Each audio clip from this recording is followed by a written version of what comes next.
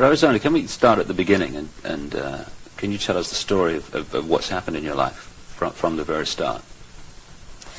Okay, what I can tell you is that before I started looking into my life, back in 1989, I was starting to have flashes of things, and my life was not what it seemed to be, which is why I started looking into it.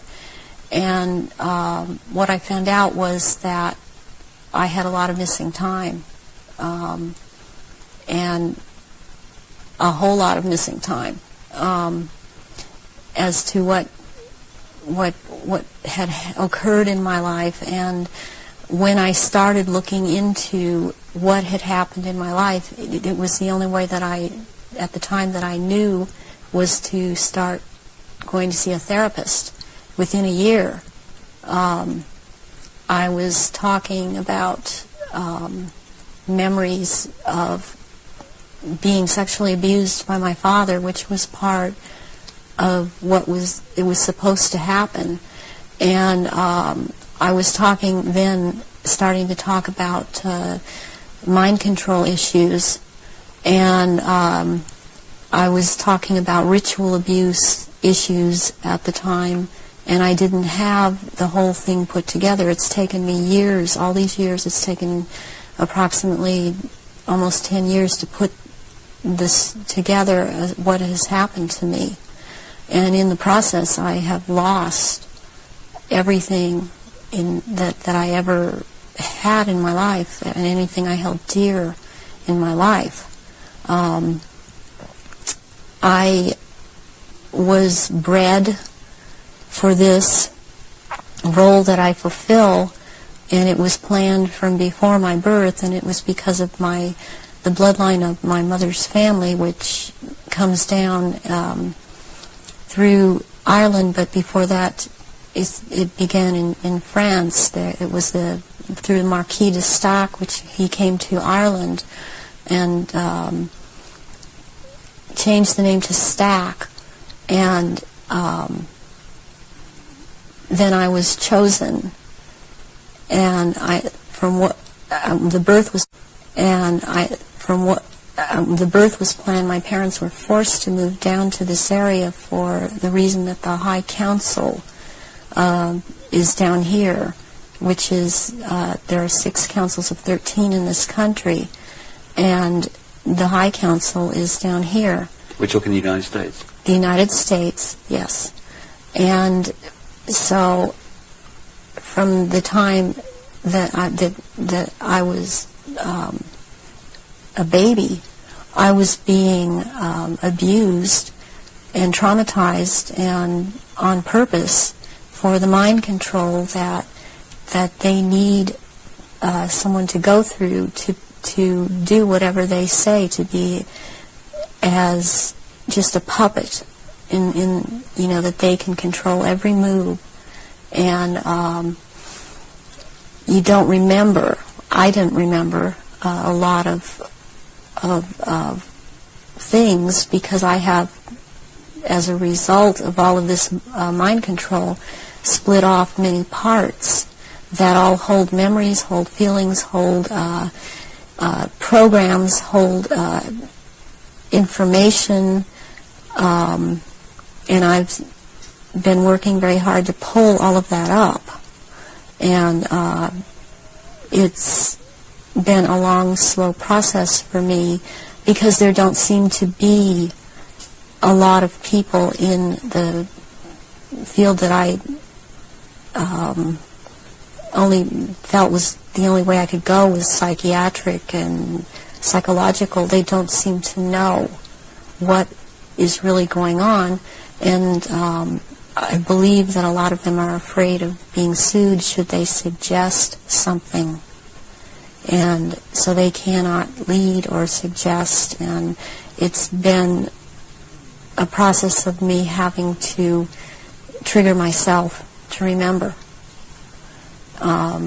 and be around people that can help me with that can't really be touched by the False Memory Syndrome Foundation.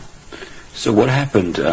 You say you were abused as a child as part of this compartmentalizing of your mind.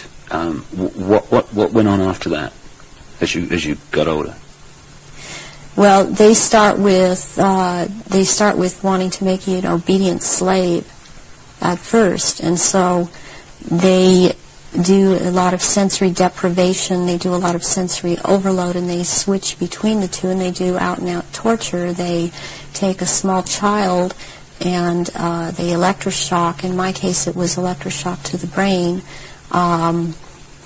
and they would take away my chance to sleep. They kept me awake for many hours at night, would not let me sleep. And I was also told things, as this was before the age of 5, I was told things such as, they would make me drink water, and they would say, if you pass urine, you're going to have to drink it. And they would make me drink it. And if you have a bowel movement, you're going to have to eat the feces, which is also what happened to me. And then they would play, there was a programmer that was programming me, a very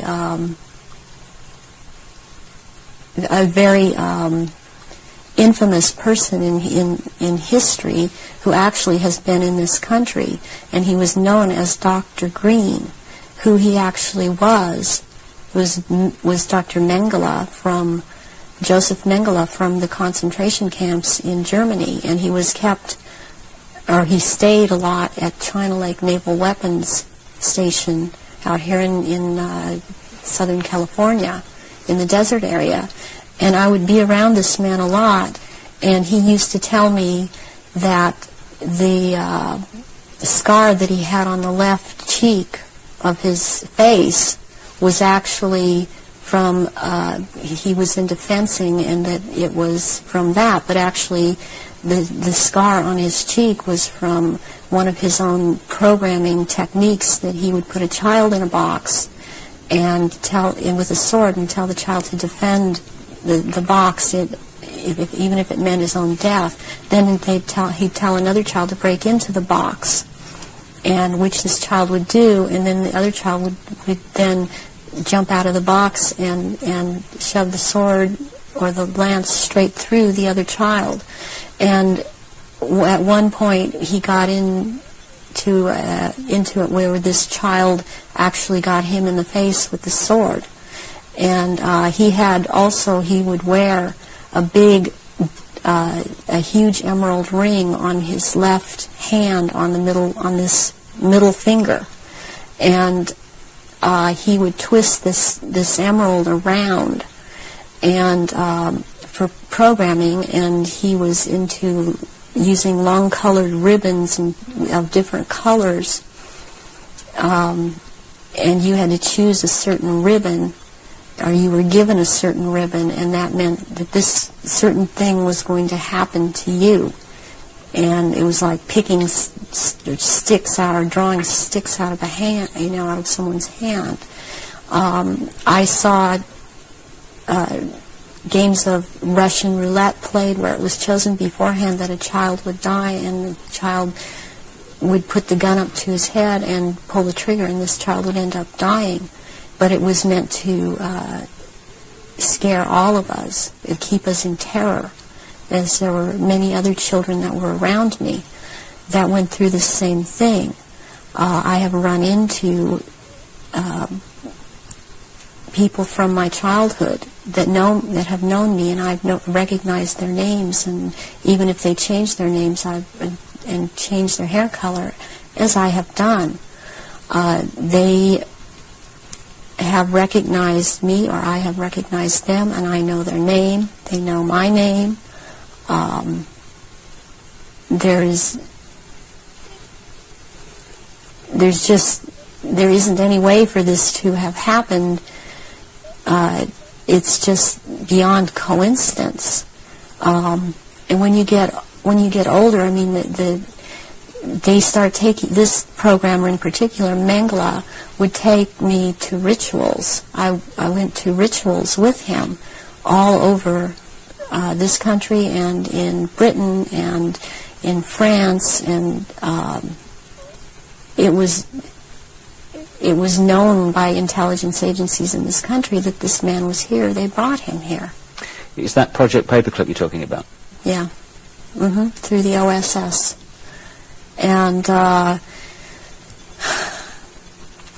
my family, or my so-called family, are all DID. They have not. They are very well programmed, and they have not sought help. They have not gone in and tried to figure out what's happened. They believe they've had this certain kind of life that they've had, and as far as they are concerned, I am crazy. And they have much different memories of what I have, and I was always told certain things by my parents that my sisters were never told. And biologically, I have to add at this point that my mother is my mother. I am not biologically related to my father. And this has to do with the bloodlines, and his was considered impure. And this is all about purity of the bloodline. And that is why I am involved in this. There are people that are involved in this that it is not so much because of bloodline, but they have the ability to dissociate and be used as slaves by these people. You say that you come from a certain bloodline, and there is this obsession with bloodlines that this Brotherhood Illuminati have. Why is that? Because what first started coming out was about the Aryans,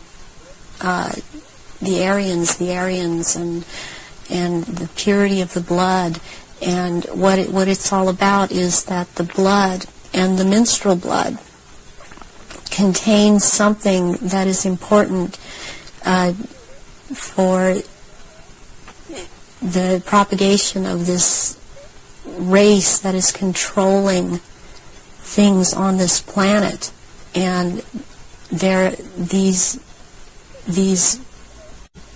people that are in the organization that the Council of 13 is under and they have something called the Grand Druid Council or the Octagon, they're called the Illuminati. And the Illuminati are actually run by these 13 bloodlines, which are all of the royal families in Europe and in England.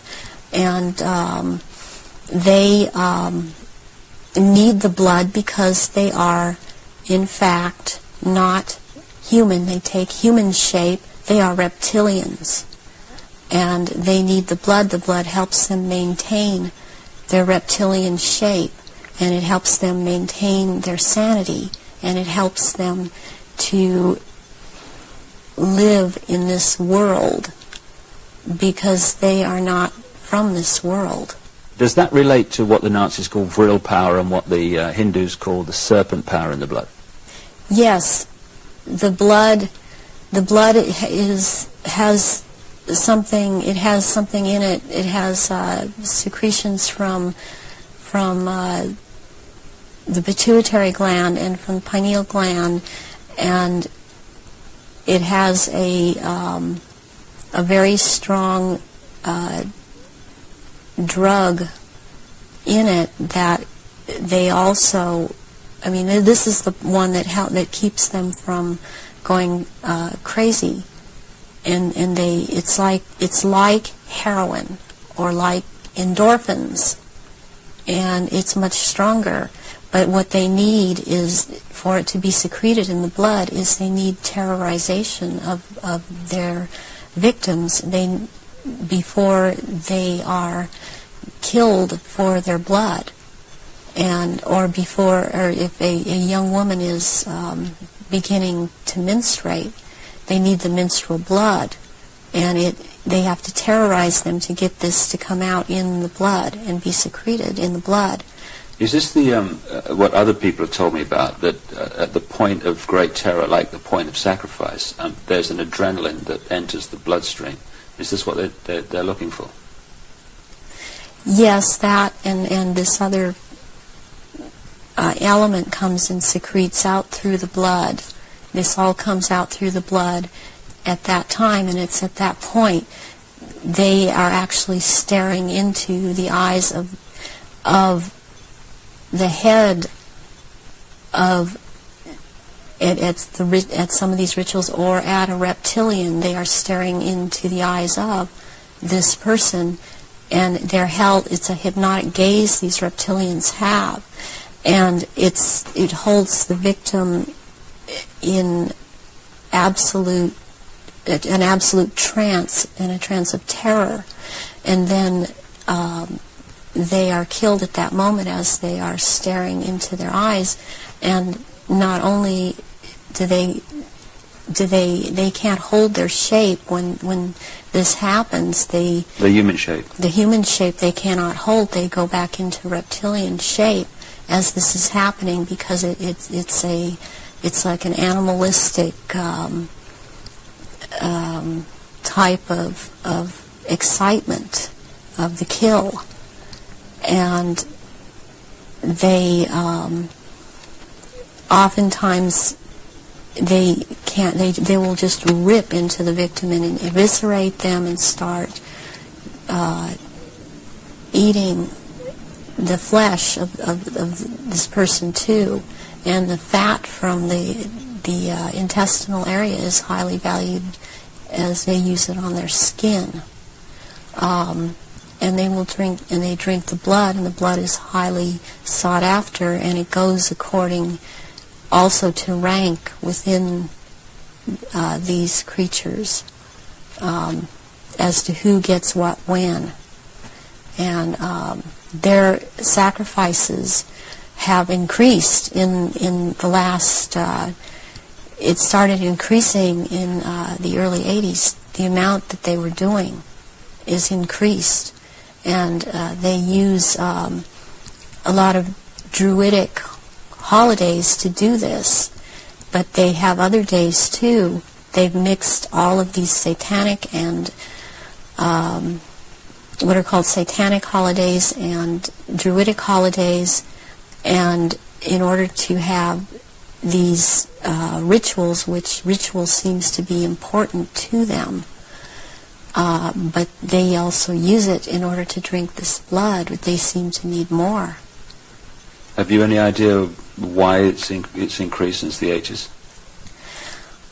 So there are changes going on in the earth. It seems they're not able to hold their shape like they once were able to, and people see them shapeshift more and more, and they need the blood to try and maintain it, to try and maintain their human form.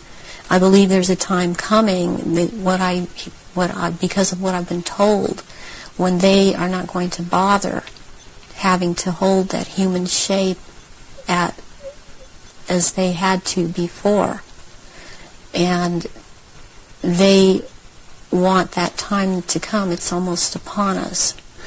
So when you're talking about the fact that the veil is lifting on these reptilians so that people can see them far more easily and far more often, does this relate in any way to the fact that there is this desire to bring in this rigid structure, including microchipping and many other things, across the year 2000, which has become known as the New World Order?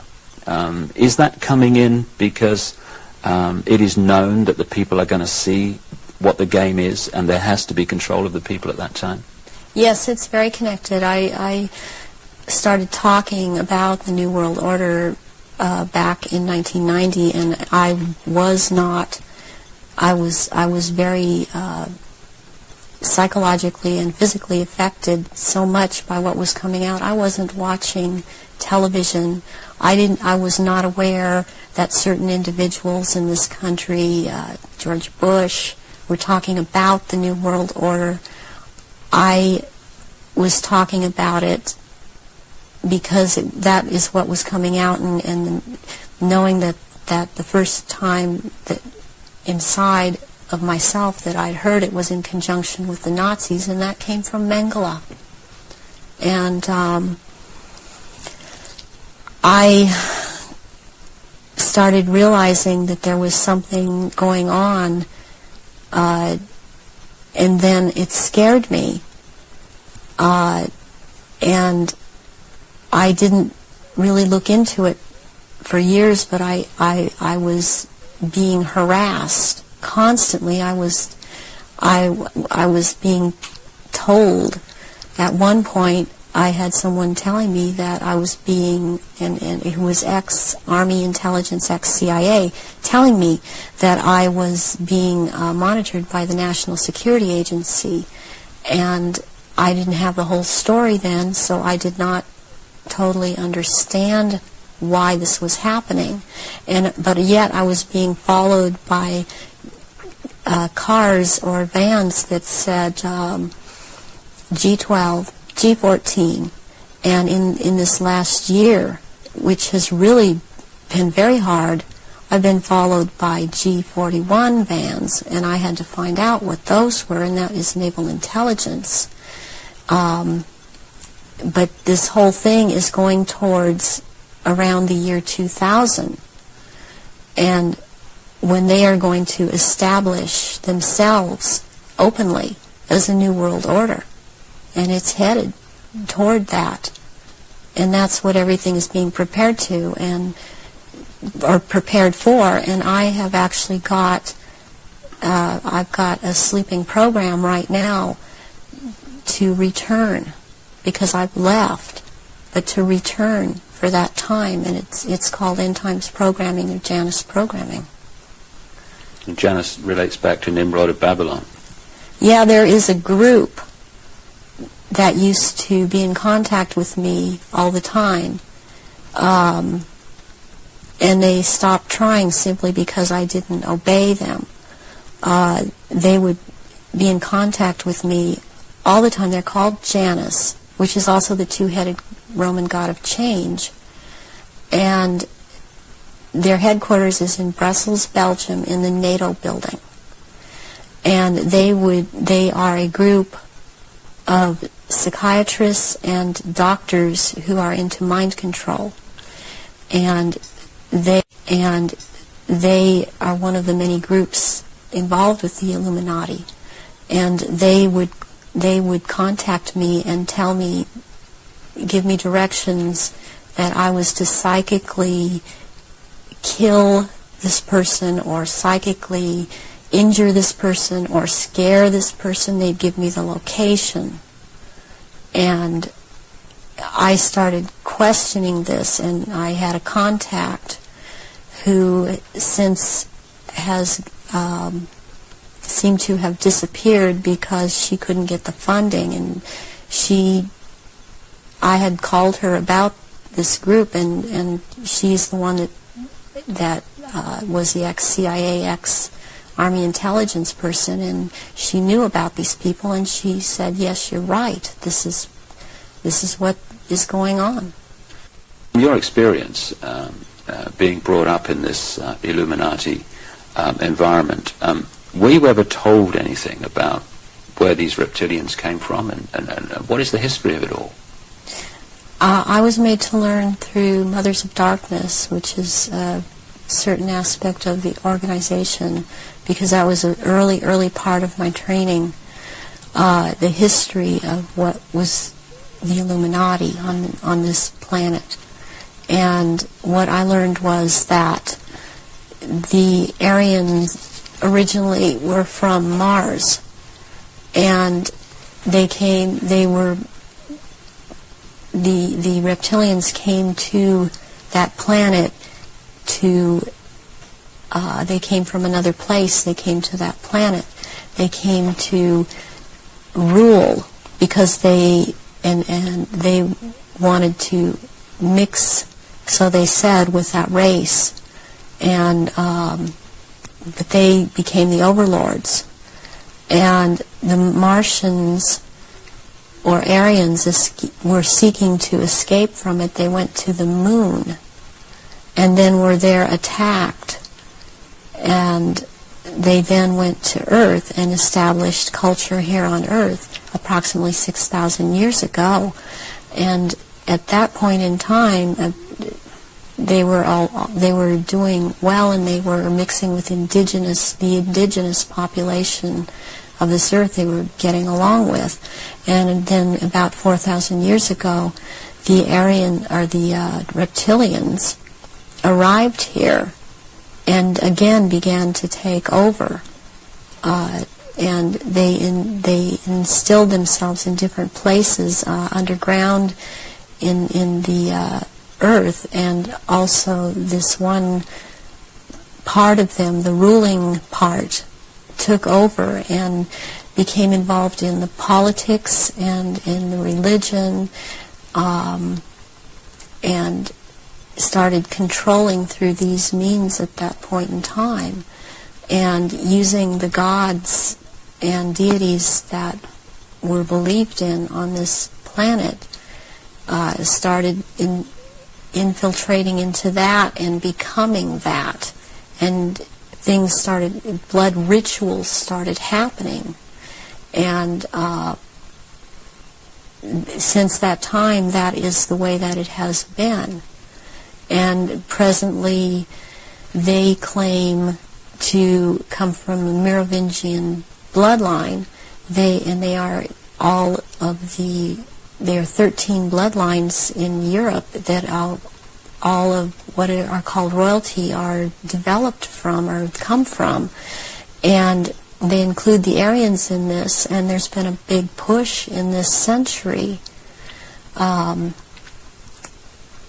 For example, when Nazis came into power, the fascists, talking about the purity of being pure and staying, the Aryan bloodline staying pure, and what it actually is all about is keeping the blue-eyed, blonde or light red-haired people, the bloodline's pure because it is more powerful.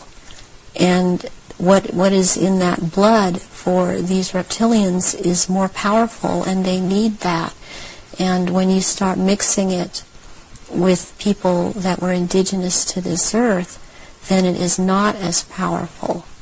It has nothing to do with someone's skin color or nationality. It has to do with keeping the bloodline pure for their use.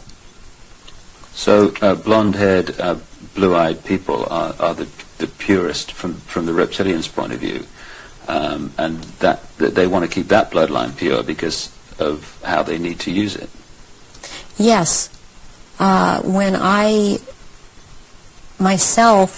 realized that it had to do with blonde hair and blue eyes, I could not do anything about my eyes, and I am not able to wear contacts or I would have brown eyes. But one thing I did do was cut my hair off, because that was part of the rank I was. My hair was down to my knees, and I colored my hair darker. And there were times when after I did cut it off, they had gotten to me, and so the hair would be light red. But that is being in compliance with them. And I did not want to be in compliance to them. I want to expose them, and this is part of it. And I won't be what they want me to be. When you look at some of the ancient accounts, like the Sumerian texts and many other accounts, they talk about the gods interbreeding with humanity. Is this relevant to the reptilian way of infiltrating the human race? Yes, it is, because human beings all through the ages have accepted God's interbreeding or being accepted as humans, and that shows in Christianity, it shows in Judaism. It also, they have used Egyptology or the Egyptian religions a lot, and the present head of the Illuminati compares himself a lot with the Egyptian god Osiris and Horus, which is Osiris reborn, and also with the Arthurian legends of the Round Table, and he has a name. The name that he carries from that is Pindar, which actually means phallus of the dragon. And the other name, Osiris, he has carried because he takes the name at this time, the Marquis de Libero, which means liberator of or from the waters. And the story of Osiris is that he was cut into 14 pieces and thrown into the River Nile, and the one piece, Isis found the pieces and put them back together again, and she could not find the 15th piece, which happened to be the phallus, so a gold phallus was made.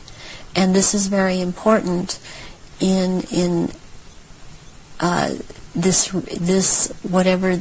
group in the Illuminati. This is important, and it's important to think that about the head of the Illuminati, because what comes from a golden phallus would be a superior seed for a race, and this is how this is what they are doing with all of these bloodlines to keep the bloodlines going, are impregnating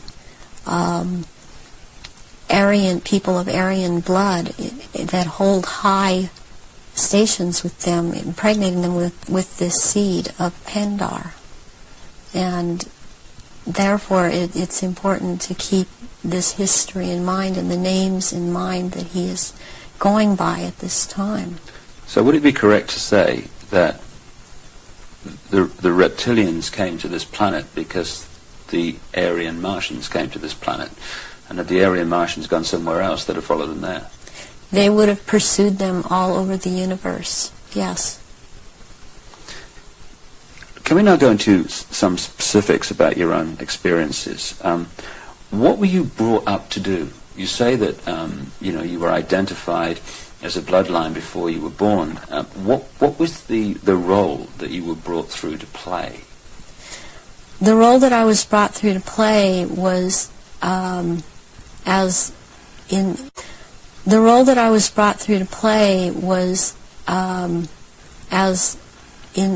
the Illuminati was as a goddess. Specifically, the address is Mother Goddess, Starfire.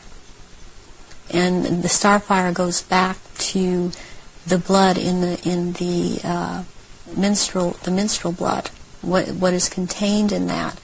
And the address, the way that I was addressed was Mother Goddess.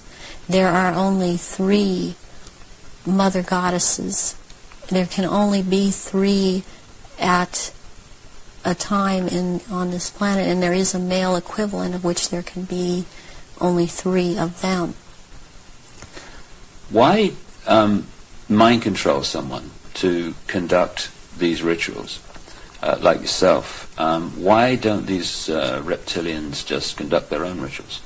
They don't seem to have the psychic abilities, and they look for people that have that and people in the bloodline that have that. And I've had that. I've had a tremendous amount of psychic ability.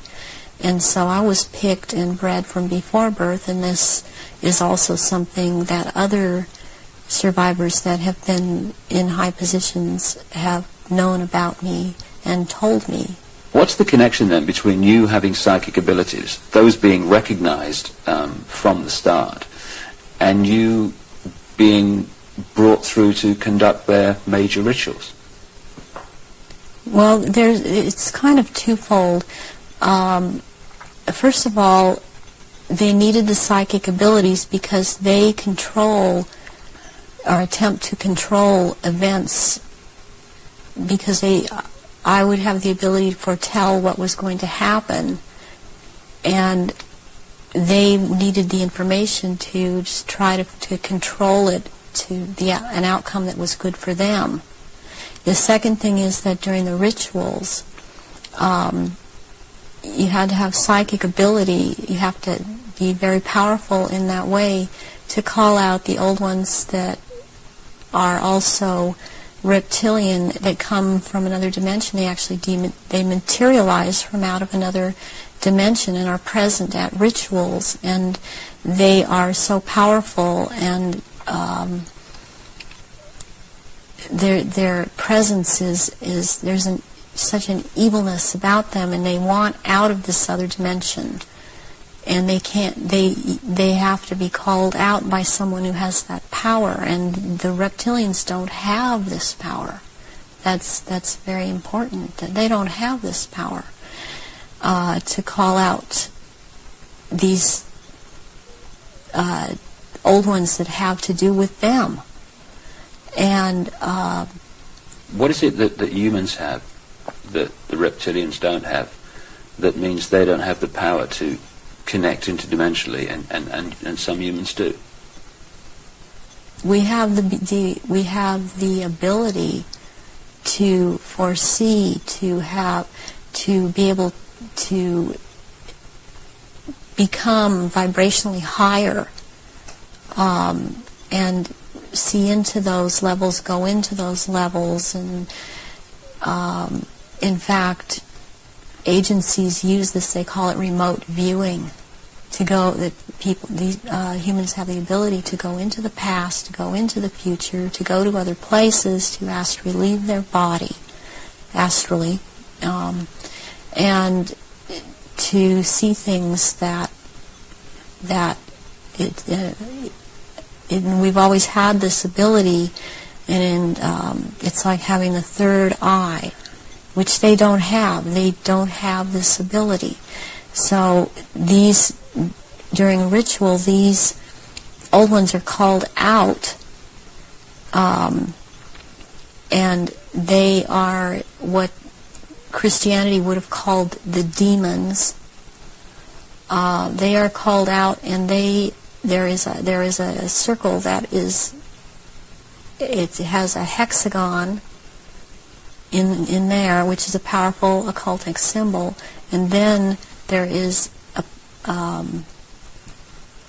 pentagram, and then there, in the middle of that, there is a triangle, and if you're the one calling them out, then you stand in the triangle so that you're not devoured or taken by these creatures that come out. That creates an energy field around you, which they can't penetrate. They can't penetrate it, and they cannot get outside the pentagram.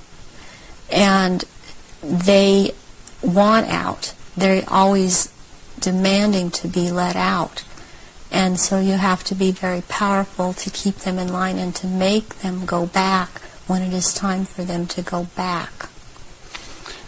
Why do the reptilians want to manifest these quote demons at the rituals?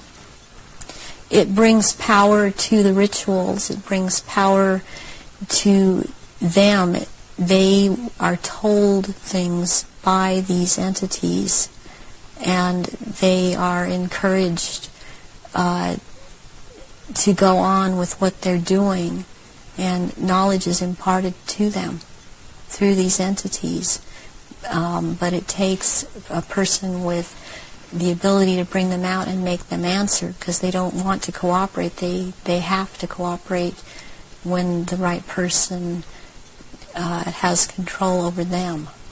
And that's to do with that person's energy and ability to use right. energy. Yes. You talked about the Aryan race coming from Mars. One expression of it seems to be very clearly what we call the Phoenicians. The Phoenicians had two deities, St. George, which became a British deity, who defeated the dragon, which seems incredibly symbolic, and also St. Michael, who, according to the legend, banished Satan, or this negative force, into the abyss. Is this symbolism of the abyss anything to do with the fact that these reptilian demons of another dimension are somehow locked in a time-space prison, and they can't get out, and they can only get out when they're brought out in that way. Yes, they want out of that dimension. They have been thrown into that dimension, and they can't leave that dimension. And that's actually what the abyss is about, is being in a different dimension. It's like something to do with the fourth dimension. And before I even knew, for example, what I was saying, or I realized what I was saying, I would be saying things to my therapist and other survivors that the fourth dimension was a dimension to stay away from. Not at that time understanding the whole thing. Why do these rituals take place at certain key times of the year, and so often are related to the phases of the moon? Because the moon has an influence on this planet, and also the sun. These also take place during different things that go on with the sun, but the moon it's kind of a really very cyclical thing with the moon. It takes place on full moons, new moons. It has to do with the current religion, or that they're using, the Druid religion that they've taken and used. They still hold on to the Egyptology type of religion. They hold on to the Druidism, though, and they're currently calling themselves Druidic or Druid. And Druidism is tied in with the cycles of the moon, on which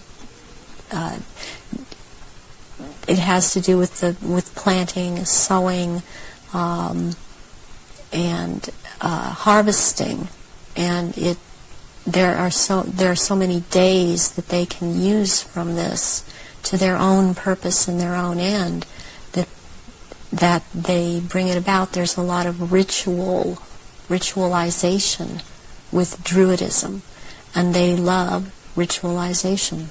So take us through one of these rituals that you conducted at the highest level of this global brotherhood. What would happen? There were people that were bred from birth. They were bred to be ritual sacrifices.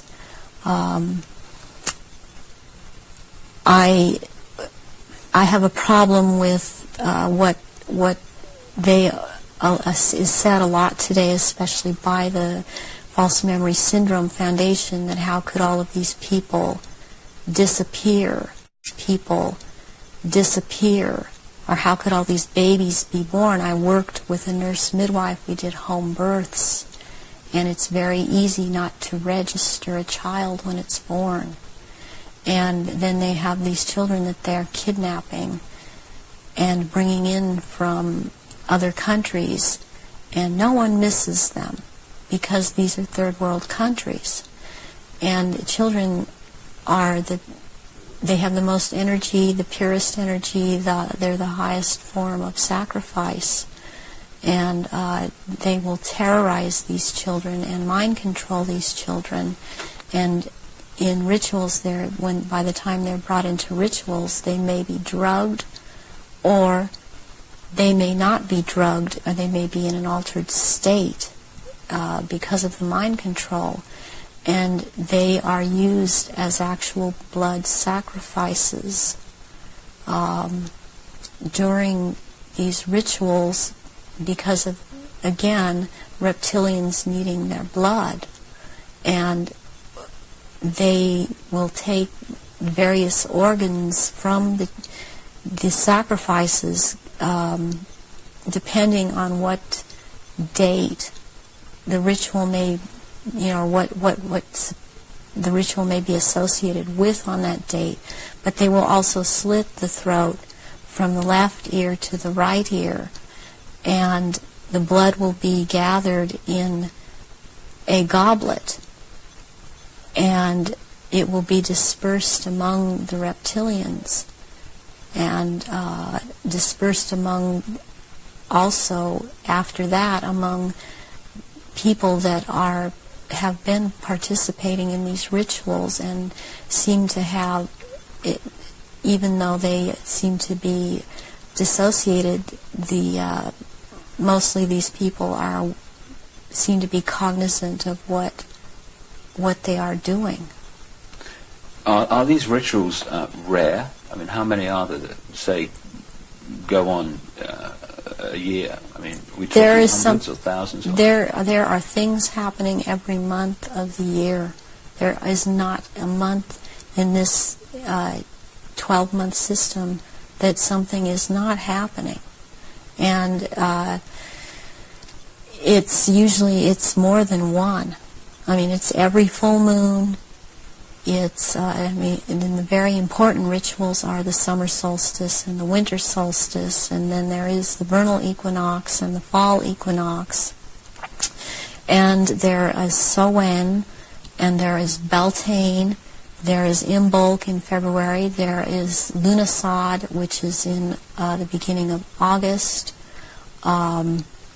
There's a whole week leading up to Beltane and also leading up to Samhain that's called Grand Climax. So May the 1st is Beltane. May the 1st is Beltane. Halloween, particularly in America, has become like a mini Christmas, almost like a holiday of celebration with a trick and treat and all this other stuff. But what actually happens outside the public arena that night of Halloween and into November the 1st? Away from the public arena, there's a ritual that's taking place in 6 different locations in this country for all of the councils of 13 in the area that I'm in. It is the East Side Christian Church on 7th and Temple Street in Long Beach.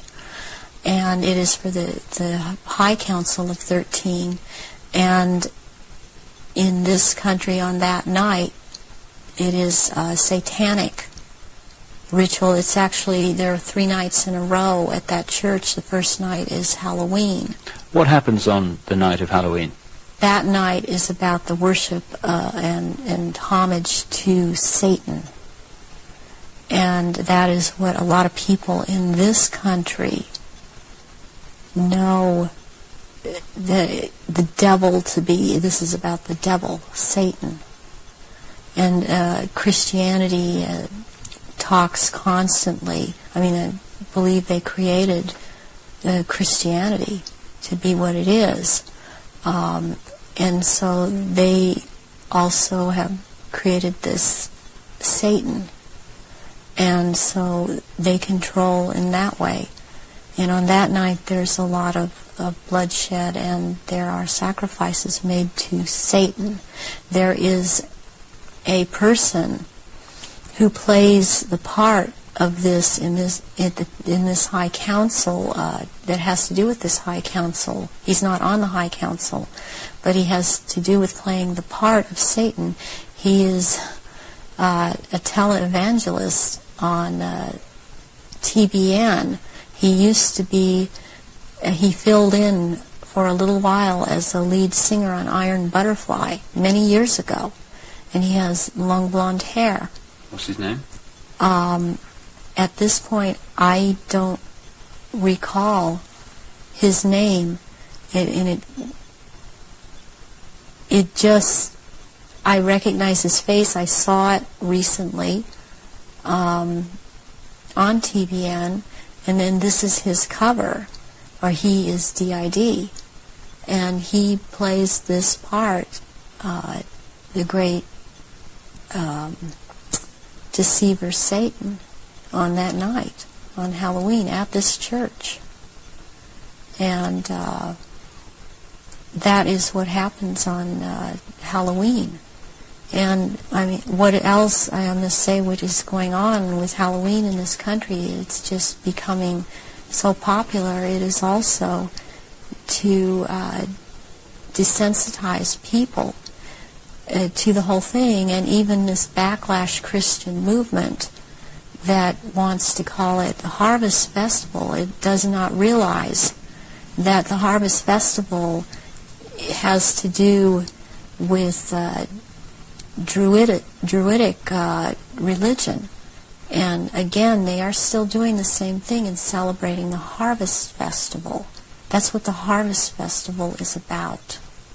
Are many of the so-called Christian rituals, because that's what they are, or festivals or ceremonies, are they actually, to most Christians, unknowing representations of these satanic rituals? Yes, they are.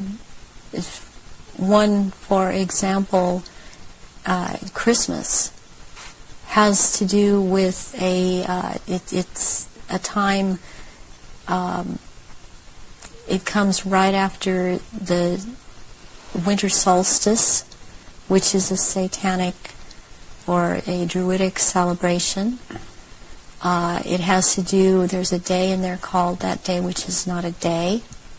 It has to do with the killing of the old king and the birth of the new king, which is a Druidic day. On the 24th or the 25th at midnight, there is a ceremony that's specifically for children, and it's called the last bulb on the tree. Where does that come from? That is something that's used with children. It's part of programming them into the whole thing.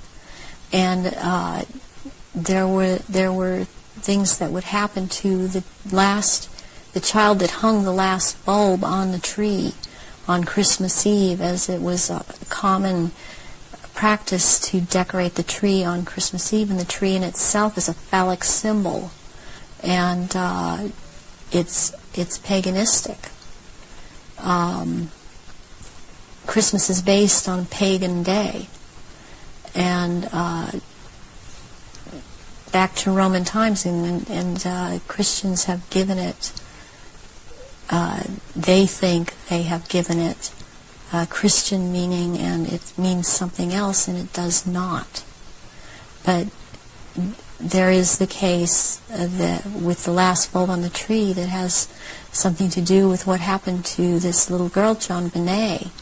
JonBenet Ramsey. Yes, JonBenet Ramsey. And it means something else, and it does not. But there is the case that with the last bulb on the tree that has something to do with what happened to this little girl, JonBenet. JonBenet Ramsey. Yes, JonBenet Ramsey. And this occurred on this night because of the day it has to do with, and the ceremony that it has to do with. And there were rituals done on that night to these little children. So that is totally tied into it. I have heard that JonBenet's name is relevant to the rituals. Do you know anything about that? John Day. John Day is a satanic deity, or Satan. John Day is a name for Satan. And that name is just closely tied in. It's so close, and I don't understand why it hasn't come out, and that I know of, it hasn't been talked about. But that is why she was killed on the day that she was killed, and her family, as far as I'm concerned, her family is involved in this, and that there's always a price to be involved in it. She was the price. This little girl lost her life. Can we talk about some of the famous names that people around the world would know who, in your experience, have taken part in these rituals that you've conducted? You say you've conducted them in Europe and the United States. Can we start with the United States? Yes. I have seen at rituals, I have seen George Bush. I have seen Madeleine Albright. I have seen Henry Kissinger. I have seen Ronald Reagan. And I have also, by the way, seen his wife, Nancy Reagan. I have seen Hillary Clinton before I knew she was Hillary Clinton. at the time at these rituals. She is involved.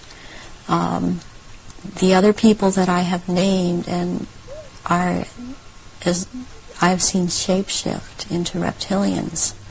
I have not seen Hillary Clinton actually shapeshift, but she is involved. I have seen the two sons when they were young, the two sons of George Bush present at these rituals. Are these the sons that have become governors? Yes. One is in Florida and one is in Texas.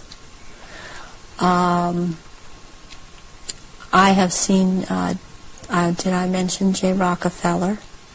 And he shapeshifts. I've seen George Deukmejian and Ronald Reagan again, having been governor in California.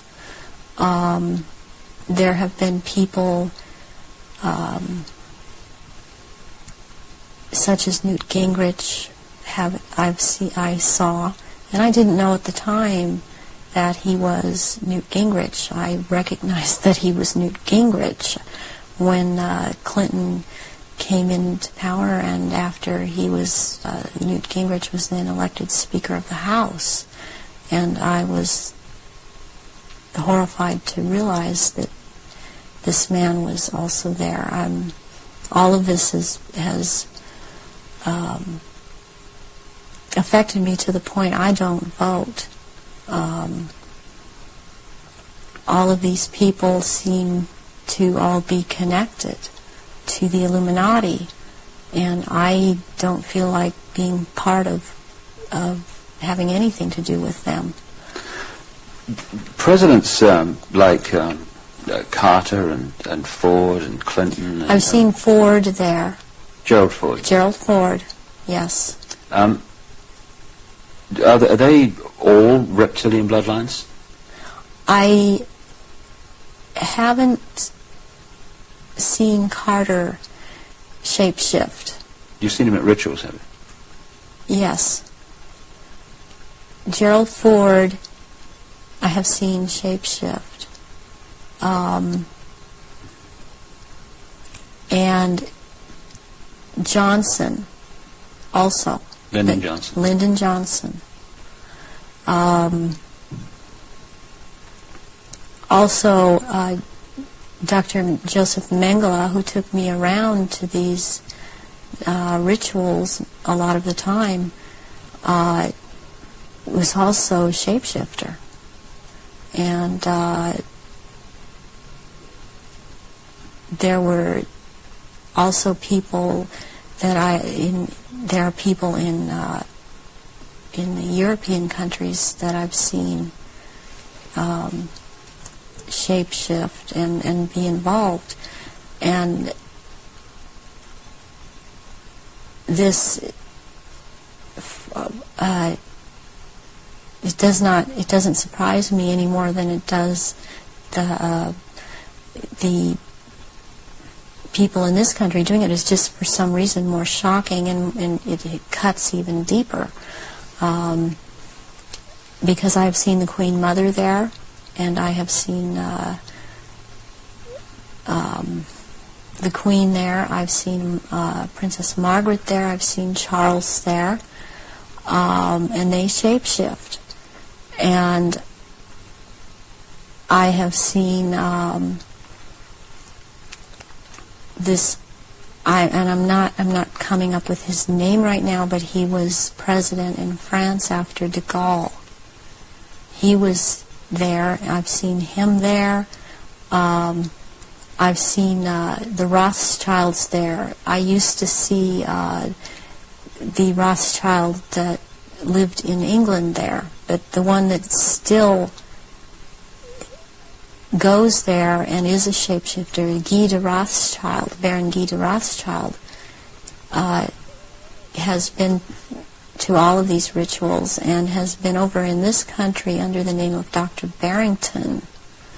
and tried to program me, and has impregnated me several times with eggs that were taken from me years ago and were impregnated with semen from Pindar and then placed back into my uterus. This has happened to me twice,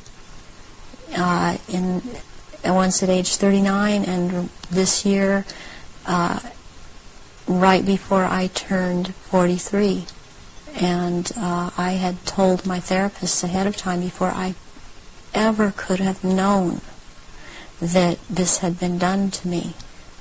And it's happened at a certain place in where I have been living in the San Fernando Valley. It's happened at a house on Tyrone Street in Sherman Oaks.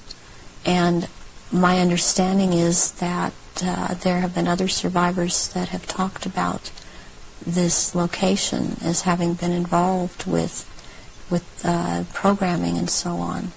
And Baron Guy de Rothschild has tried to program me.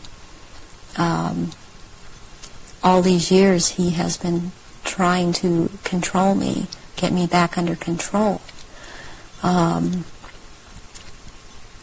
And the Marquis de Libero is someone else that attends all of these functions and since he is the one in power, he attends all these functions.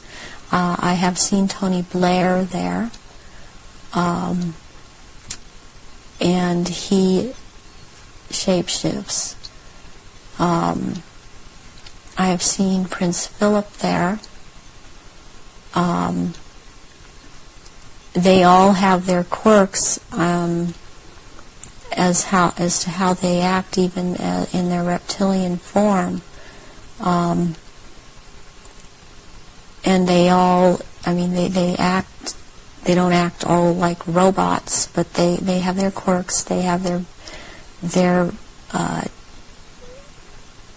so-called personalities, but they are all cold-blooded. They would kill at the drop of a hat. I have even,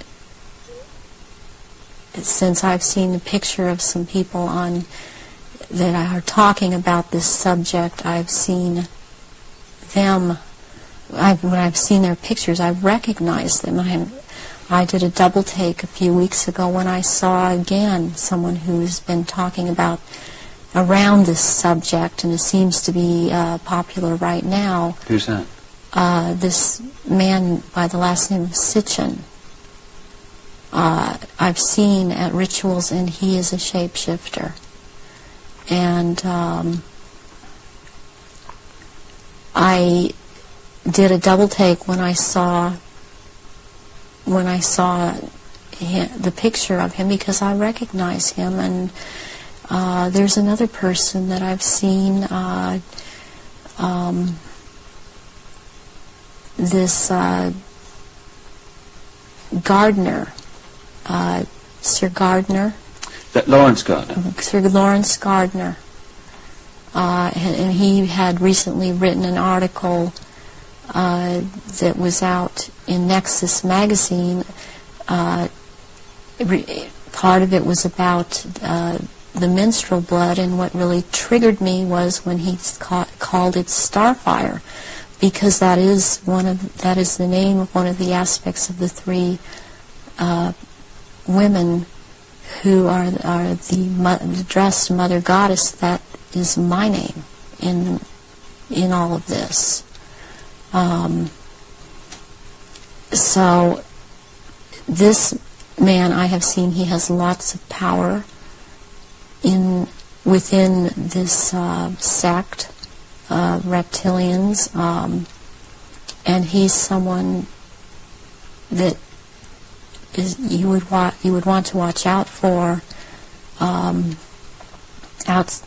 outside of this too, as is this Sitchin person.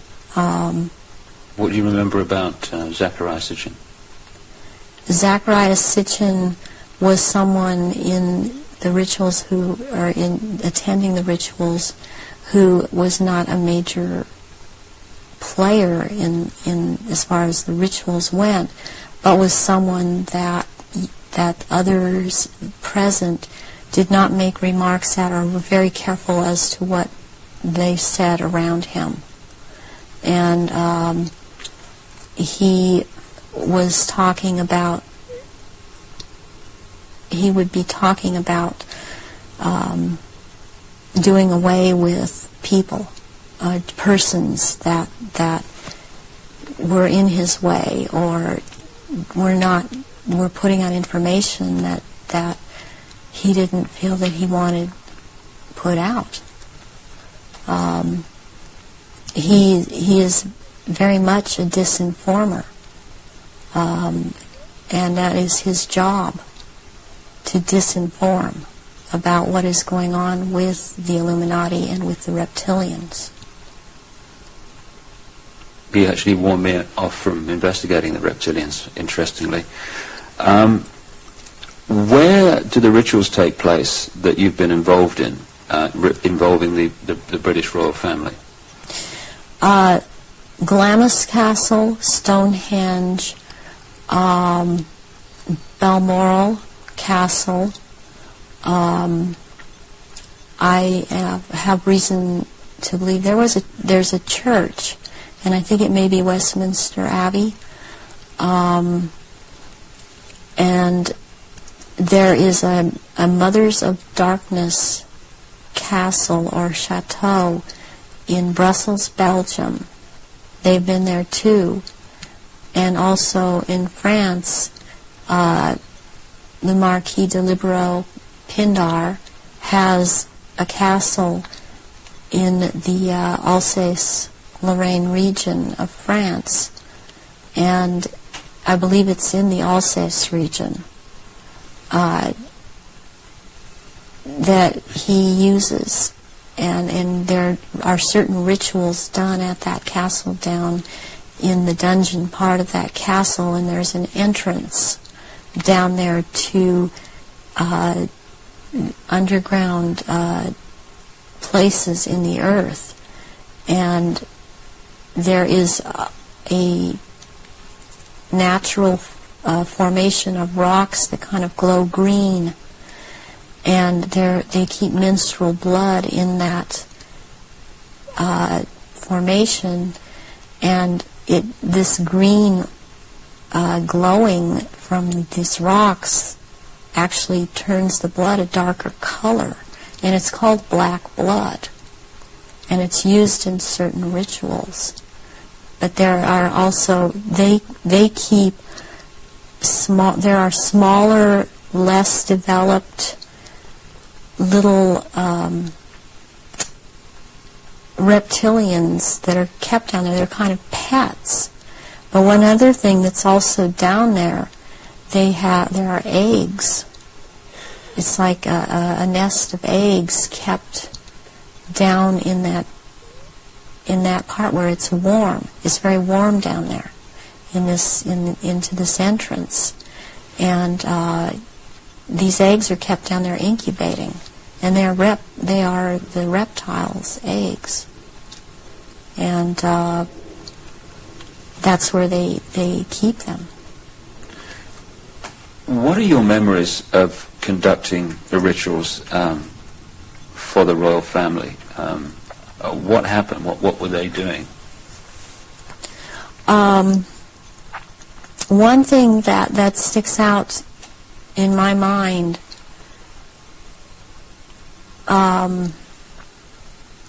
is that there was, before, this was back in the late 70s. This was before Charles was married to Diana.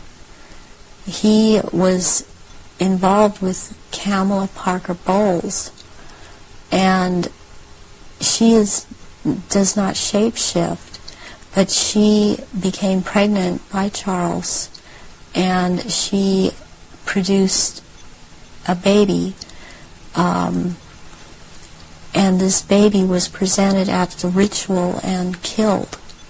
And that is the price, the firstborn between these two, and eventually these two will marry. And that is the price that is to be paid, the sacrifice of the firstborn between a union of these two people. And I've seen that there. Something else that sticks out in my mind is that it was around the late 80s that I saw a very kind of dark man he was Arabic. It seemed to be Arabic or Egyptian, and I heard the name Fayed being mentioned, and the Queen Mother was there, and I called her the Black Queen. And she and he were talking very seriously and at some length about a subject. They were mentioning Diana, and they were mentioning his son, Dodi. And at the time, I didn't know who Dodi was. I knew who Diana was. I never saw her at any rituals. Where did this conversation take place? This took place at Balmoral Castle. And I heard them talking about a marriage between these two, and I thought at the time, well, she's married to Charles. How can there be a marriage where she's married to Charles? I didn't understand why the Queen Mother and this person that I now know to be Dodi Fayed's, because I heard Fayed, Muhammad al-Fayed, talking, and I'd seen them together at Muhammad al-Fayed talking, and I'd seen them together at I saw them at Balmoral Castle. I overheard the conversation at Balmoral, but I'd seen them also at Mothers of Darkness Chateau in Brussels, and they were talking about a union between Diana and his son Dodi back in the late 80s, and I did not understand at that time, because I understood Diana to be married to Charles. I knew that she was married to Charles, and they had 2 children, and they were about to have another. And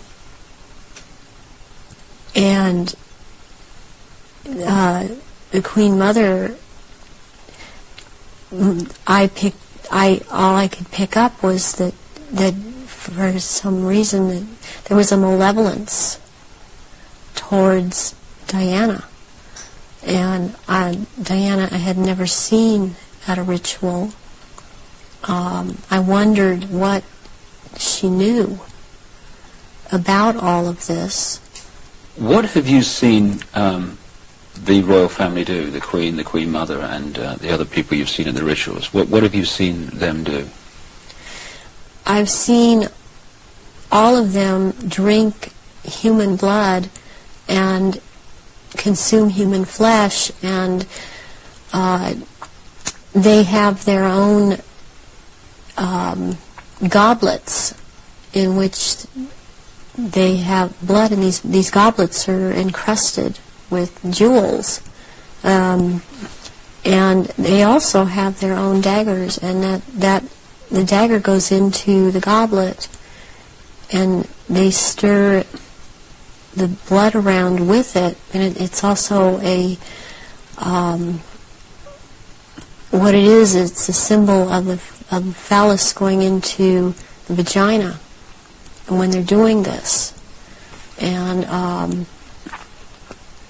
I've seen them do this, and some of them have even, like the Queen Mother I saw with, she had her own little, it would, like almost, it's between a very elaborate ornate chair or a throne kind of thing brought in for her to sit. And because before these rituals actually start, there is a kind of people move around the room and talk, or recognize one another. It's a formal kind of a ritualistic setup, the way they talk and the way they introduce each other. It's like a court. What are they wearing? They're wearing robes. They're not wearing anything underneath the robes, and the robes are very ornate.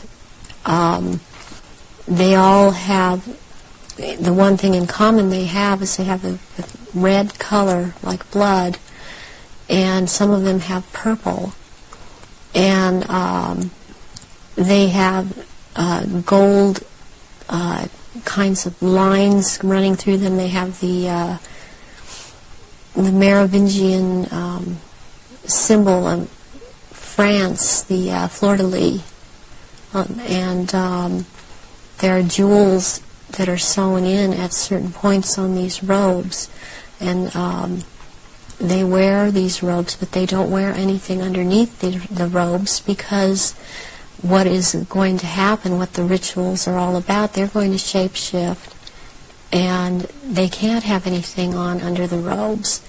And there are orgy kind of things that go on at the rituals also. And involving the royal family of Britain? Yes, involving the royal family of Britain, and the sacrifice and the eating of, consuming the sacrifice, and they are involved in that. And you've seen them do that? Yes, I have seen them do that. People in Britain, listening to what you're saying, would obviously be staggered, I guess anywhere in the world, but what would stagger them mostly is, in Britain, the Queen Mother has an image of being the nation's grandmother. The nice old lady, and good old Queen Mum, what a lovely lady. What's your experience of the Queen Mother?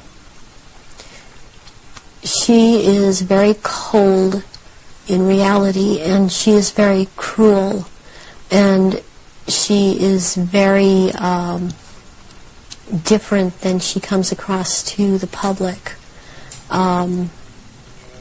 She's cold-blooded.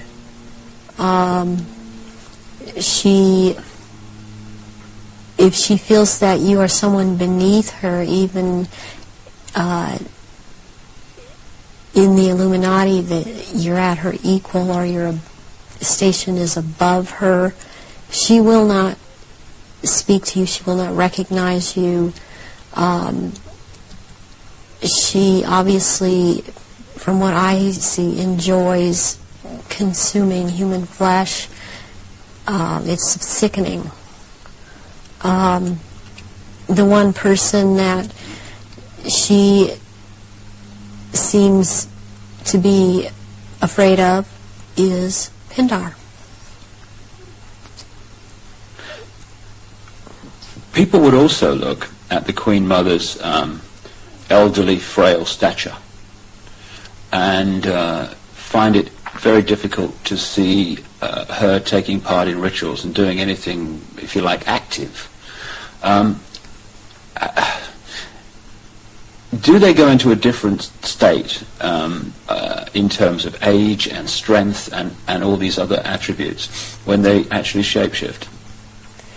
Yes, the human body that they choose to occupy or take when it was young, it ages, but when they take the reptilian form, these reptilians live hundreds of years, and so they have to have taken more than one human body to live in.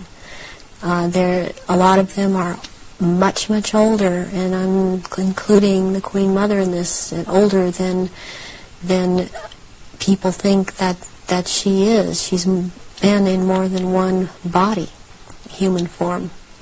And when the time comes, if it is time for her to go on, it has been chosen that she still has, it's known that she still has life or years to go, again, she will be put into the body, the essence of her, and the reptilian form will go, or the essence of her will go into another body that is also has the ability to shapeshift into reptilian form. One of the pure reptilian human bloodlines. Yes. What happens when, take the Queen Mother as an example, what happens when they shapeshift? I mean, what do you see? You start to see changes happen, and they're happening so fast that it's almost, it's the closest thing that I've seen to it is what they're now doing with computer technology. It's just a literal transformation that happens very quickly, and they get taller and they get bigger, and they don't look at all as reptilians like they do as humans, and thus the wearing of the robes, because if they were in clothes, the clothes would be torn apart. So let's take the Queen Mother on this subject as an example. We recognize her as a frail old lady. What does she look like when she shapeshifts at these rituals? She has, she looks like, the nose portion gets very much longer, and it grows into kind of a snout kind of thing. She has fangs, and incisors as teeth, and there's a tongue. They all seem to have this kind of tongue when they're at this level. The tongue has a lot of long, hairy or pointed projections coming out of it. It's very long. And they have these, they don't have hands or feet, they have these claws.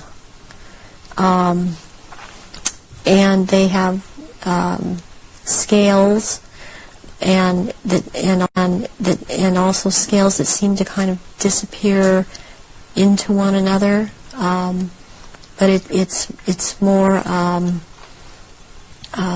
pronounced on the back. There seem to be lumps or protrusions coming from the head. There seem to be some kind of growth appendages at where, on the back, and they seem folded, and not all of them have that. And there is a tail, and they a lot of times will keep the tail curled, and and I've seen her when she's very displeased with something, as I've seen other members like this. This tail is whipped around, very agitated, and they do, and she hisses. What color are they? Which one in particular? Take the Queen Mother as an example. She's kind of a beige color on the underside, and by the time you're going up around to the back and the tail and the top of the head and on top of the nose, snout, whatever, it's coming to a very, they're dark speckles or large speckles of dark browns. And the eyes, usually, they're large, they look like, they're very round, and they look like they're coming out of their sockets, and very protruding, and usually the color ranges from a beige to a gold to a dark greenish gold, and then there's this dark slit up and down, a vertical slit, and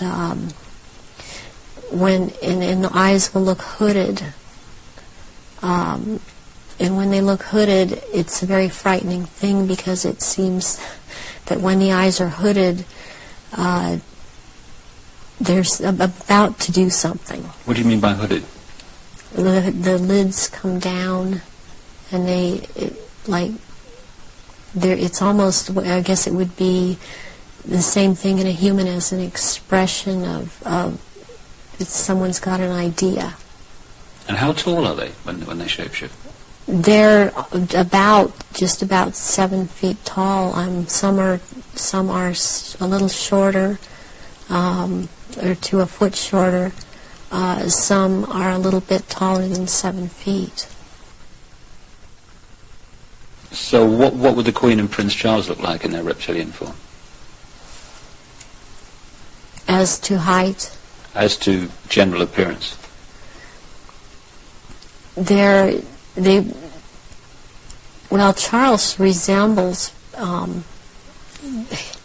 Charles resembles in both ways, in human form and in reptilian. He resembles Pindar. He's shorter, though, in reptilian form than Pindar. But the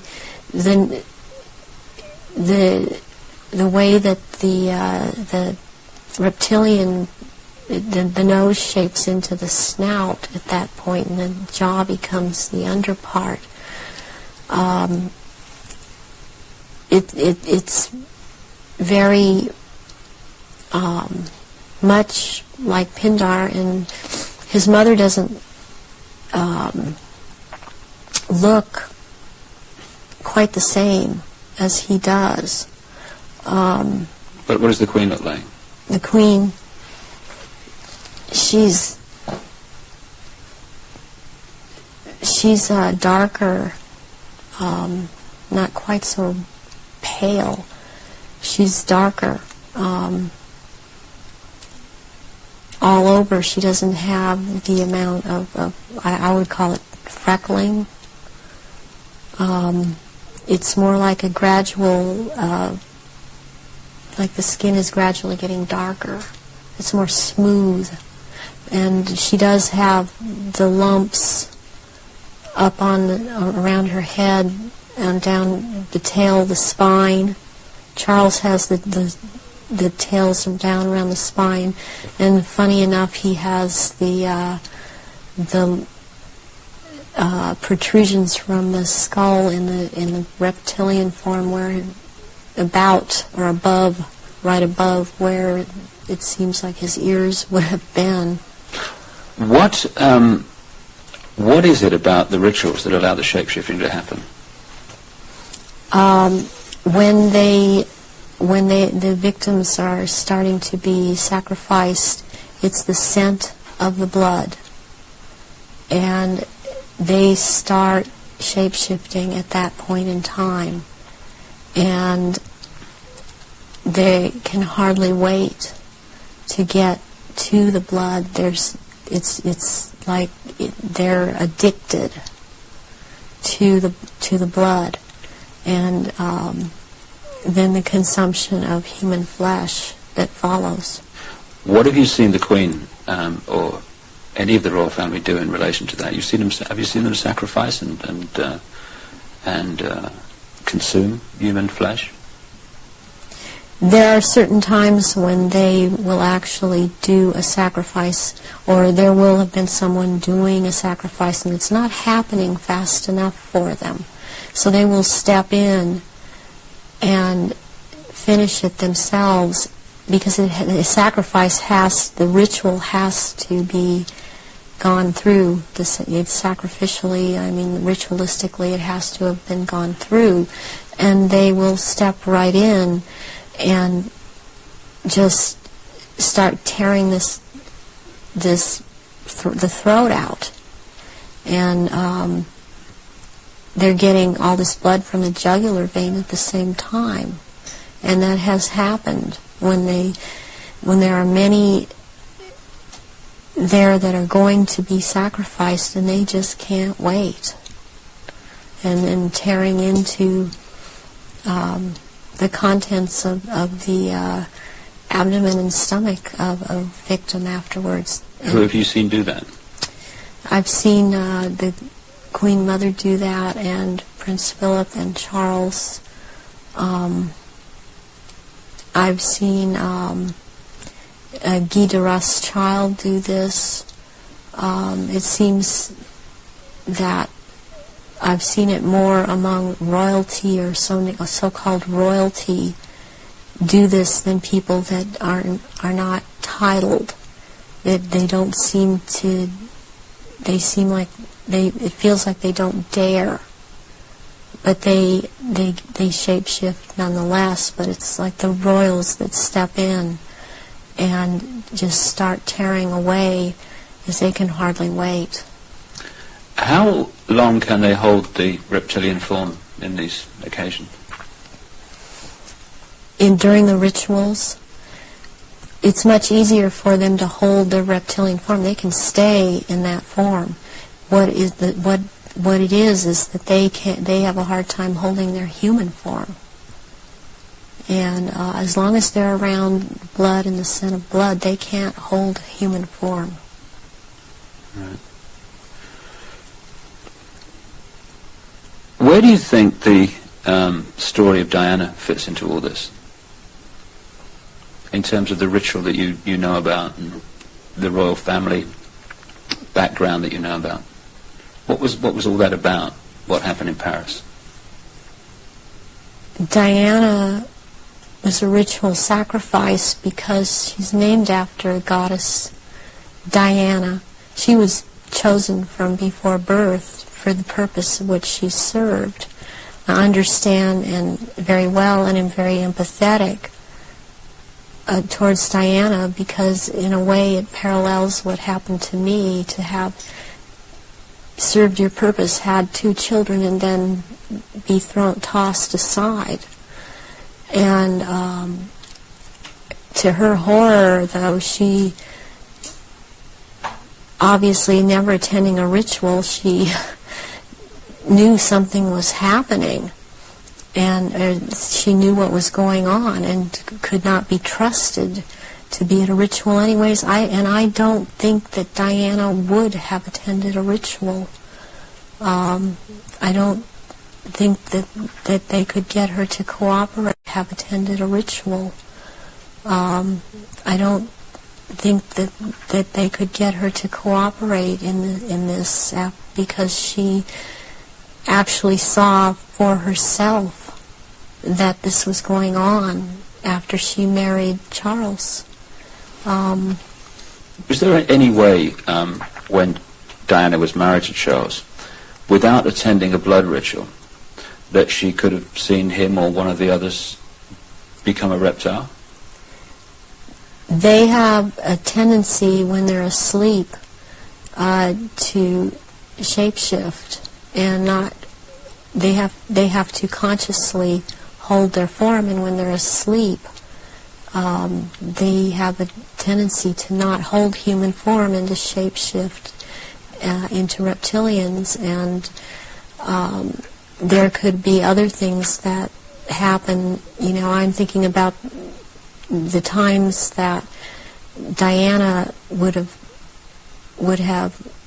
gone through a menstrual period. Well, that would have also really triggered some of these people in the royal family that are reptilian around her to want to shapeshift, or any woman, any human woman in that household that would be having a period, that scent of blood would tend to cause a momentary shapeshift. What was the whole, what appears to be a ceremony surrounding her assassination? What was that about? The rumours that she was pregnant, the Egyptian Dodi Fayed, and the place where it all happened, which is an ancient sacrificial site to the goddess Diana. How does all that fit together in the rituals that you know about? Okay, the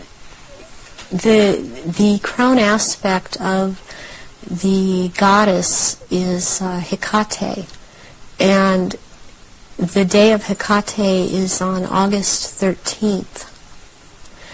And what is very prevalent in this with the Illuminati and what they've done with the Druidism and other and Egypt, the Egyptian religions, is they like to mirror the numbers. And so as like, for example, with the goddess Isis, her number is 18.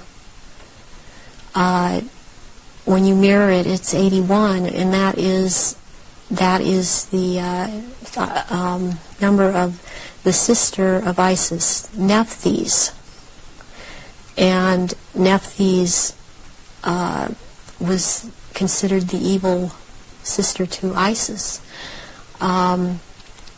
With Hecate, what I think happened here is that she was sacrificed, and it was a very important sacrifice because 3 people died, and it was a picture of the triad of Isis, Osiris, and Horus to them. Horus being the unborn child of Dodi Fayed that Diana carried, and was 3 months old, which is another very important fact, a number that's important to them, to be 3 months old. Sacrificial babies are taken in utero at 3, 5, and 7 months. And when I heard about this was a deal that I understood now had gone down. And she had to die in that tunnel because that tunnel's the passageway for Diana, the goddess. And she died at the 13th pillar again because of Hecate. And she died on the 31st because it's the mirror image of 13. And my understanding of what I get inside of me, and because I was told by Baron Guy de Rothschild last beginning of February, when he was in this country and he was there to try and reprogram me again and impregnate me, was that he was in the tunnel that night. He had to be there because not only was it a ritual death of Diana, this was also about taking her soul. And he was taking the soul of Diana, which no one else there could do. Whoever was present there could not do it. He could do it. And he was in France. This is the hypnotic stare you talk about. Yes. And drawing in the breath. And he had to be there to do this ritual killing, this ritual murder. This would mean that the ambulance team and a doctor that arrived within a minute of the crash coming the other way must have been in on this whole deal, or at least the people in charge of the ambulance team. From your experience of the kind of people involved in this Illuminati satanic network, do you think that's possible, that they could set that up? Yes, I do. I've seen a lot of things set up that if you did not know, if you weren't in on the so-called inner circle, or know what the Illuminati can do, because they depend on people not believing they're really there, you would not, you would have a hard time believing it. That this has been such a secretive group and worked in such insidious ways to infiltrate and control. And there are so many unanswered questions they don't seem to be able to answer about Diana that keep coming up in spite of all the reports that come out, because there are people that don't believe what they're hearing.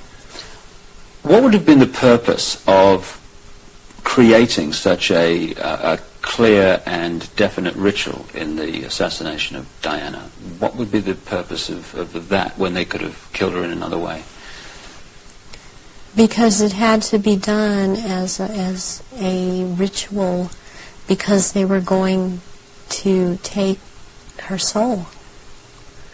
And it had to happen in the tunnel, it had to happen that way, it had to happen in that year.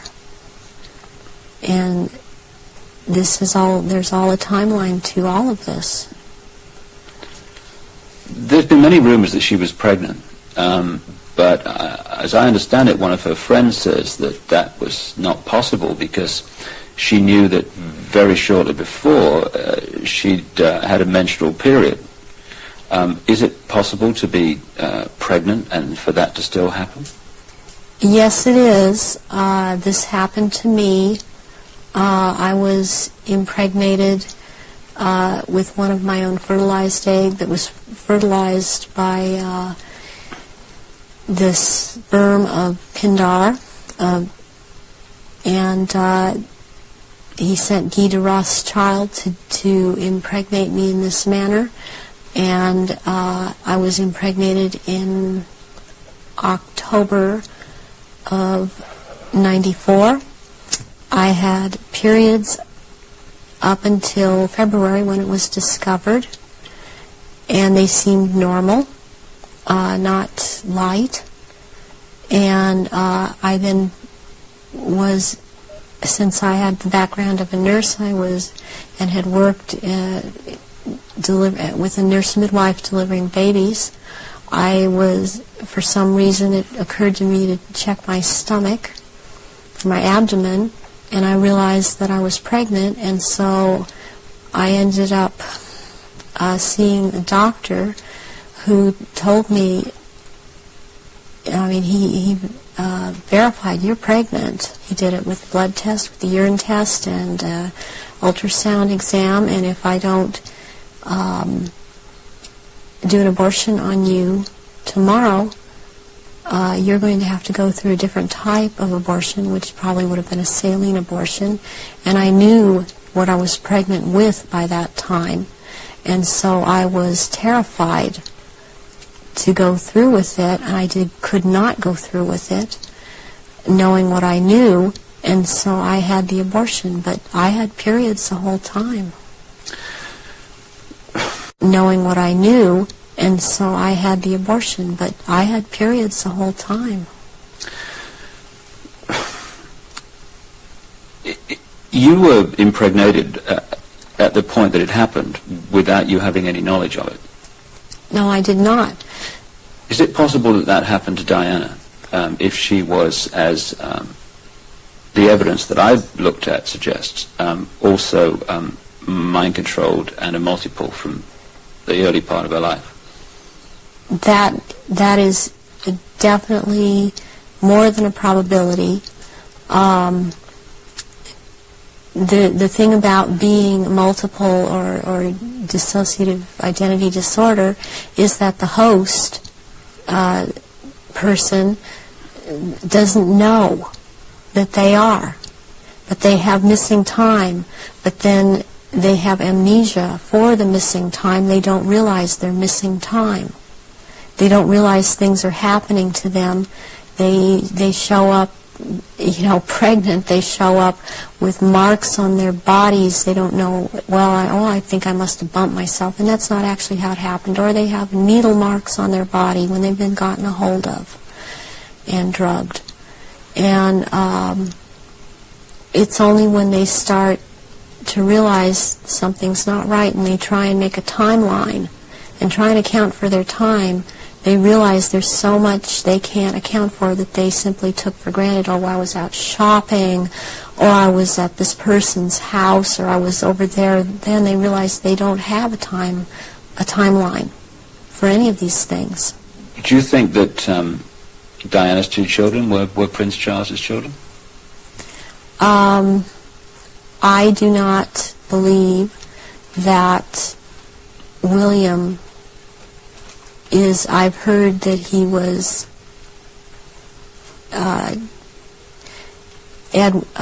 Charles's son, I've heard about someone else, and I believe that it was neither.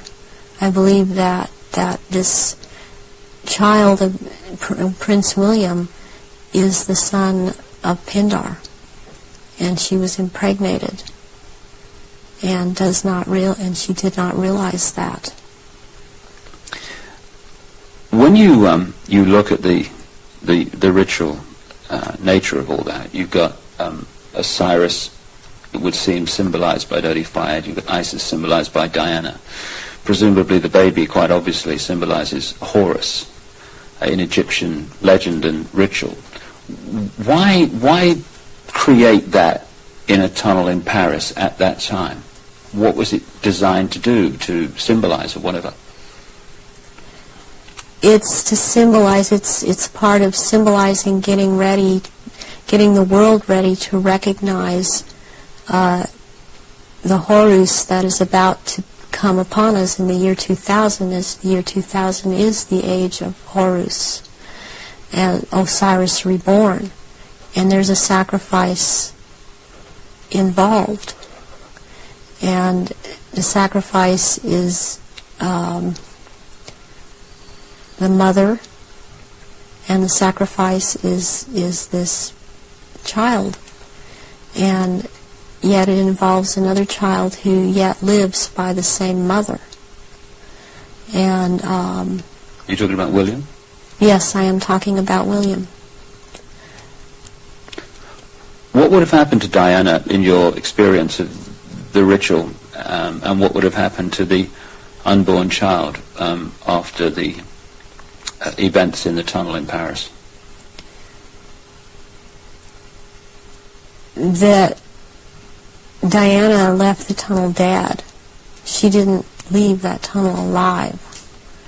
That ritual, she had to die in that tunnel, and they had to take her soul in that tunnel, and they had to take the soul or developing essence of the unborn child, and in the hospital it follows logically, according to what I know about what they do, that they would have taken the uterus and the fetus from Diana, that would have been taken, and as a ritual that would have been taken, and they would have removed other body parts. And done what? Distributed them for high Illuminati members to consume, because this is a ritual sacrifice. Some strange things happened after that. Strange things happened all the way through it. But suddenly the decision was made that she would not be buried in the local church where she wanted to be buried, but on an island among the trees in a lake at Althorpe Park. And Earl Spencer, her brother, claims through a dream he was inspired to put 4 black swans on the lake. Therefore, from your, again, knowledge of the ritual, what does all that mean? Why do that? Because 4 black swans have to do with 4 directions, 4 seasons. They have to do with sealing something for all eternity. To have 4 of something black, like that swan's figure in Celtic mythology, quite a bit in the Druid mythology, and black is the color of Hecate, and one of the goddess aspects, the 3 goddess aspects that they have, the name is Black Flame or Black Star, and Black Flame means unto death, and so therefore the color black, and somewhere in there would be a flame. The decisions after her death to put her on an island among the trees in a lake, and the 4 black swans, were all, at least on the surface, taken by her brother Earl Spencer. Have you any experience of him? Earl Spencer I have seen at rituals. He's definitely tied into it. Her family has been part of this. She has this bloodline. I have not seen him shapeshift, but he's tied into it.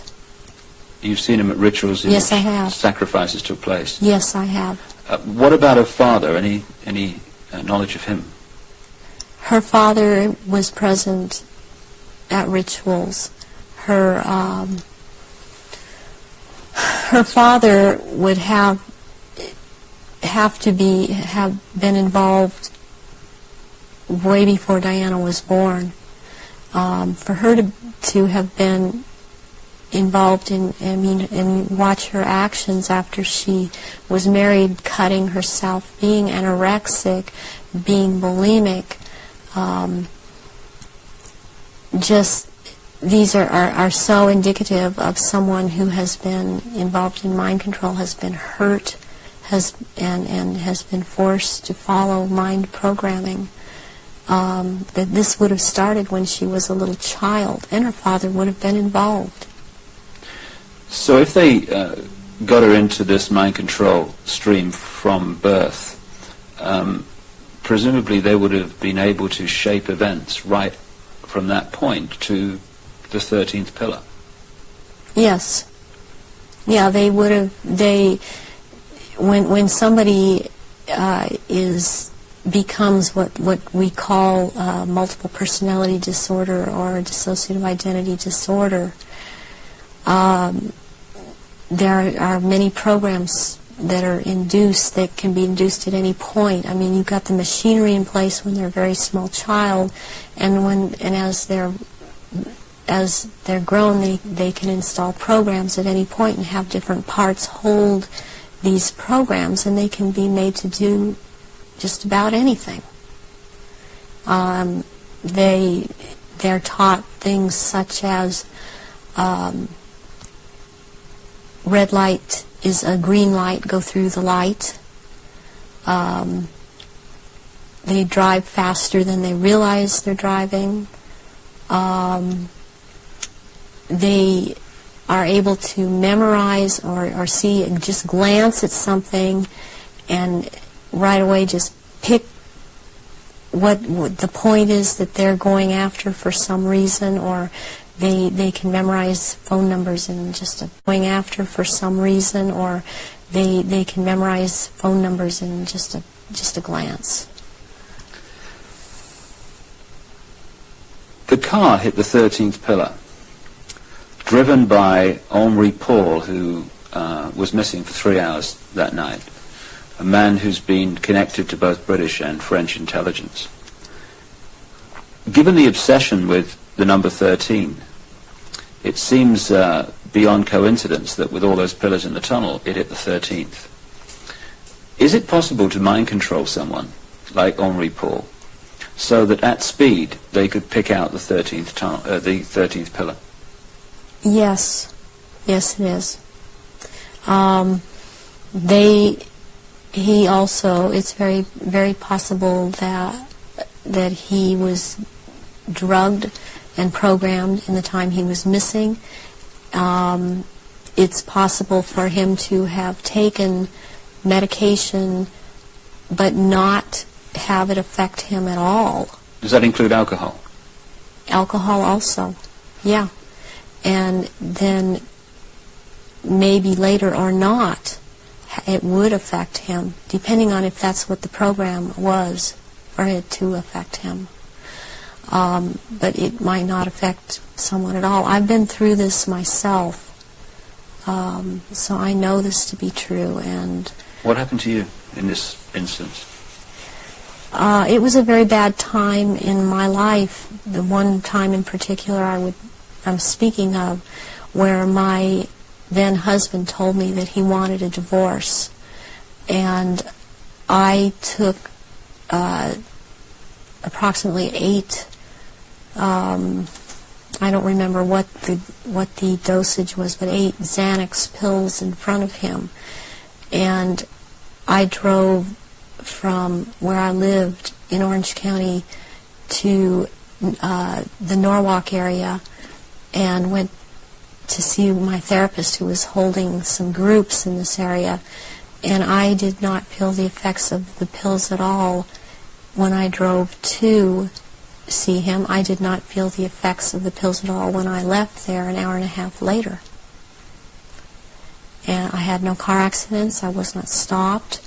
My driving skills were very good. And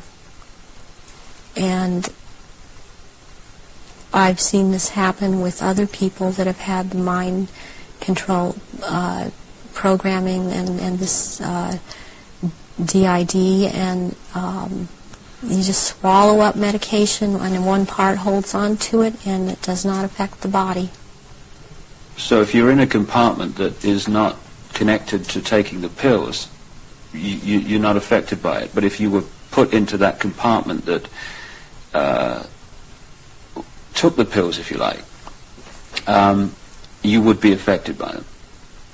Yes, and you can also have, what they can do with you is have a whole bunch of alters or parts lined up that, okay, you will be out from this point to this point, and then you, this next part, will be out at this, from this point to this point. They can keep going like that. It can be a very complicated, long thing, but they can line them up that way.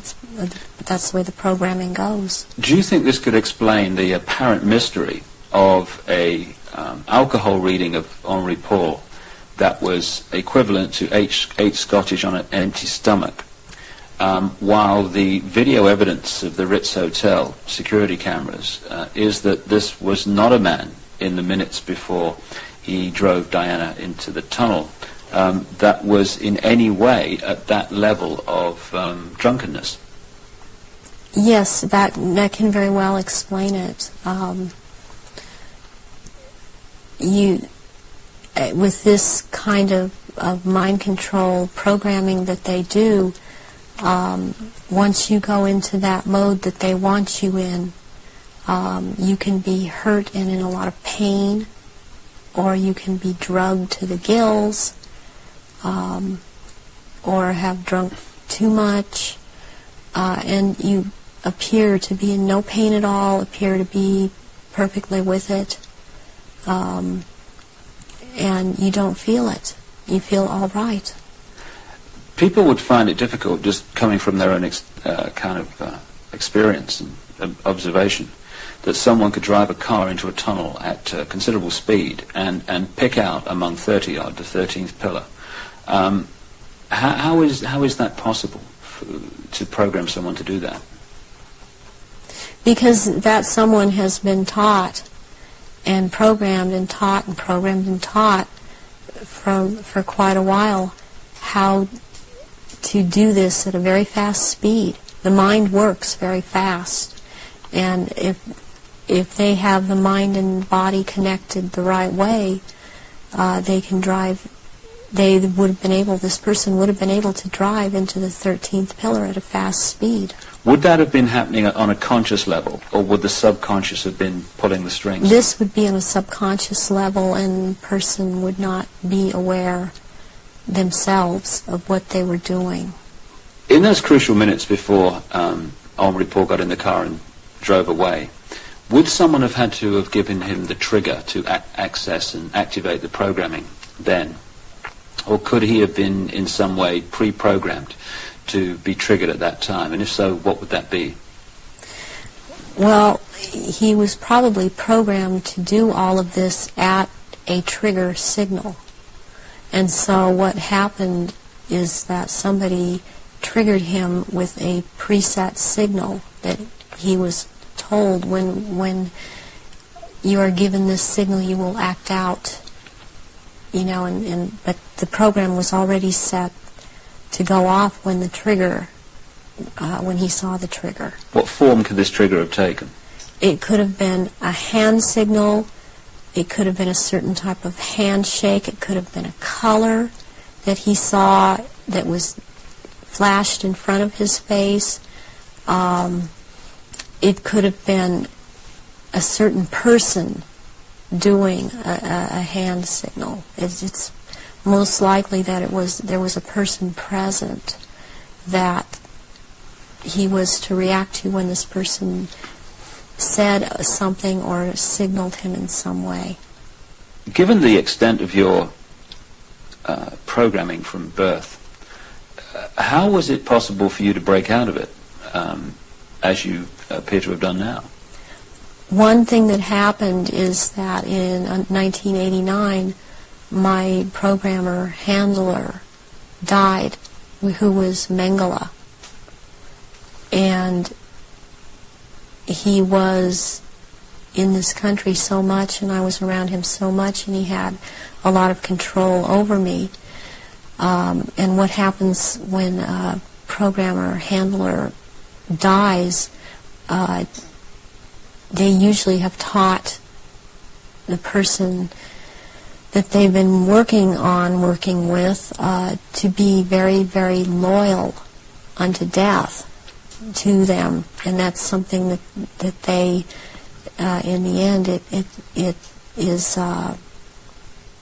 works against everything, because when they die, even someone else coming in and trying to take over, a lot of these altars are not open to that and are loyal to that one person. And in my case, Baron Guy de Rothschild is the one that tried to take over. And for some number of years, there was a lot of the time, half the time they got their way, and half the time they didn't. And in major things, they did not get their way. One of the things that I went out and did in 1993 was I cut my hair off, and because I was publicly seen and known to have very, very long hair, I could no longer be seen. I could not be seen with my hair cut off short. This would have caused a lot of questions with other people that had been programmed. And they still tried to carry on with other parts where I wouldn't have to be publicly seen, because they still consider me to hold this status, and they still consider me their property. I was always told I was their property. One question that people would ask is, given all that you know, why don't they just take you out? They still have plans for me, and this was told, who has spoken with Baron Guy de Rothschild, that they have plans for me, and they plan to try to have me back because of the psychic abilities, and that is not going to happen. In the little bit of tape we've got left, could we just turn the subject to the jewelry you've got to your left there? What is that? Was that part of the rituals that you were involved in? The first one, this is a child's ring. It is a 14-karat gold white, or 14-karat white gold ring with a diamond in the middle of a hexagram, or a hexagonal shape, and it looks like a hexagon if you were able to look closely at the diamond. This was returned to me by my ex-husband, who told me, well, this was in your daughter's clothes. And this was a message to me, and it was a trigger to me for him to do this. Any high-ranking survivors that I have talked to that know of this ring know that it's from Mothers of Darkness. And it would be very unusual. I mean, I don't know of anyone else that has a ring like this in their possession at this point in time. And what's the necklace? The necklace here is made out of copper, and it's very Egyptian, and It was given to me when I turned 19, and that's an important age because you really start at the position I was at, having these psychic powers in full effect and being allowed to do this in full effect during rituals, and this was worn during certain rituals. Why copper and why have it at all? Copper is a transmitter. Copper has always been used in the occult. It has a specific meaning. The meaning it has is because I had a triad of altars that were very active in a lot of rituals, and the triad was Isis, Osiris, and Horus. And Isis was the part that drew down the moon. And Osiris performed the rituals, and Horus was what was born of performing those rituals. Just in the literally 3 minutes we got left, for 3 or 4 minutes, I know it's difficult, but I want people to understand the nature of what's going on to so many people today. What sort of things were done to you as part of your traumatization as a child and later? I was electroshocked to the extent that my parents were told when I was in first grade that my IQ was 70 and that I was retarded, and they said I would be retarded. I always had trouble in school when I was in school because I missed so much school. My school records are missing. They've just disappeared. I have medical records that are missing. My birth certificate appears to have been tampered with. I have had my eyelids taped open, and so I couldn't shut my eyes. I have been electroshocked. I've been put into a narcoleptic sleep and had earphones placed over my ears and had messages repeated and repeated for days. I've had drugs injected into my body so that my nerves were just like on fire, and then they would just touch me. Since I wasn't allowed to have marks on my body, they couldn't use a cattle prod on me, but they do use cattle prods on people in torturing them, and they do use electrical stimulation to the genitals and also on the teeth. And they like to inject between the toes and under the fingernails and up in the gums. I've also had some kind of scarring done up through the roof of my mouth all the way up to the brain stem back here that gives me a photographic memory. And I have calcium blocks around the pineal gland that seem to be perfectly spaced and even, and it's very, very curious. The doctors can't seem to come up with a reason for that. I have been programmed to be anorexic, to be bulimic.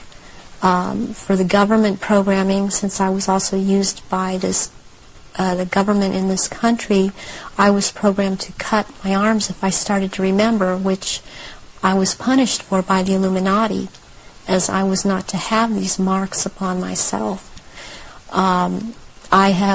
I was made to eat my own feces as a little child. I was made to drink my own urine. I was not allowed to go to the bathroom. I was placed in a sensory deprivation tank. I had my shoulders, my knees, my toes, and my fingers, my elbows dislocated and then put back into place when they wanted me to be traumatized. I've repeatedly had phone calls of tones coming over my phone, and tones that you can't make by pressing telephone buttons, tones that sound like sonar sounds from a submarine, tones that sound like they were made by some type of instrument. And I have had directed energy used on me, ELF, low-frequency electric waves used on me, microwave energy, and this in turn has created two different. would hear one tone in one ear, one tone in different tone in the other ear. It creates a third tone. They're called tritones. They change the electrical activity of your brain waves and to put you in the state they want you in. I have been programmed to run through red light, thinking it's green. There's been a lot of programming done around my children. They've used my children against me, and it's a very painful subject with me. To know that this is happening to my children, the same thing that's happened to me. It's hard. It's easier. I don't know if I can make people understand this. It's easier for me to have, okay, I can handle that I went through this. And what I want most is to expose these people because of what they're doing to children all over. But they're doing it to my children too. And my daughter believes I've abandoned her. My son believes I abandoned him. And they don't have hope when they're children. They don't have hope when their mother's taken away from them and they're told that their mother just left them. So this is a cycle that goes on with thousands and thousands of survivors, not just myself. And this is how they perpetuate it if there is a parent that's protective that believes and has found out this is happening.